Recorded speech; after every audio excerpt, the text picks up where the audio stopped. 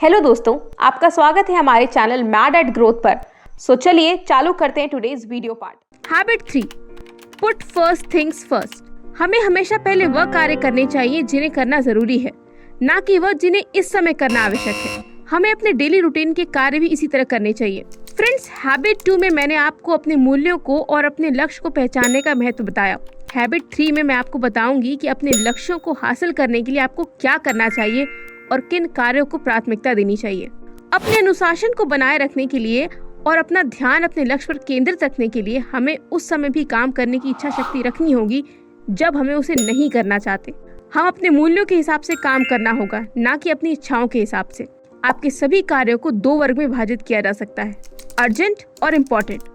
Urgent कार्य वह होते हैं जिन्हें अभी करना अनिवार्य है और इम्पोर्टेंट काम वह होते हैं जिन्हें करना जरूरी होता है। दोस्तों, अगर आप इससे टाइम मैनेजमेंट की टेबल को ध्यान से देखिए, जिसमें 4 क्वाड्रेंट है, ज्यादातर हम अर्जेंट यानी अभी करने वाले कामों को प्राथमिकता देते हैं। हम अपना समय उन कामों को करने में बर्बाद करते हैं जिन्हें करना जरूरी नहीं होता। इसका मतलब है कि हम दूसरे क्वाड्रेंट को नजरअंदाज कर रहे हैं, जो कि सबसे महत्वपूर्ण है। दूसरा क्वाड्रेंट किसी के भी व्यक्तिगत प्रबंधन के लिए सबसे उत्तम है। यह लंबे समय की योजनाएं बनाने, रिश्ते बनाने और तैयारी करने में काम आता है।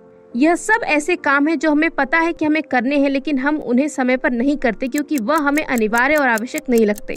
दूसरे क्वाड्रेंट पर ध्यान देने के लिए हमें अपने कार्यों की प्राथमिकता को बदलना होगा।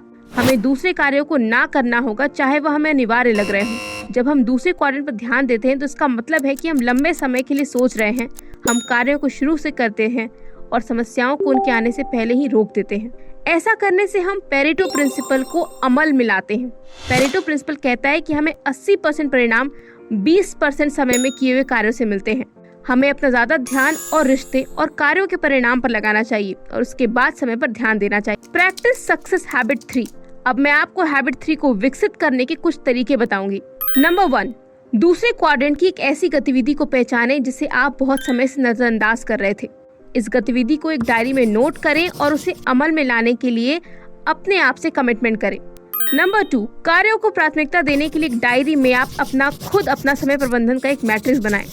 नंबर 3, समय प्रबंधन का मैट्रिक्स बनाने के बाद यह देखें कि आप किस क्वाड्रेंट में कितना समय लगाएंगे। उसके बाद 3 दिन तक अपने कार्यों को करने का समय नोट करें और फिर देखें कि आपका अंदाजा कितना सही था। सबसे महत्वपूर्ण बात यह है कि आपने दूसरे क्वाड्रेंट में कितना समय लगाया। इस वीडियो के लिए बस इतना ही।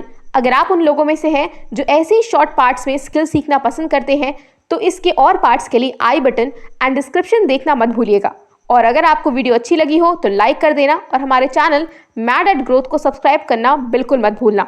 मिलते हैं आपसे अगली वीडियो में। Thanks for watching.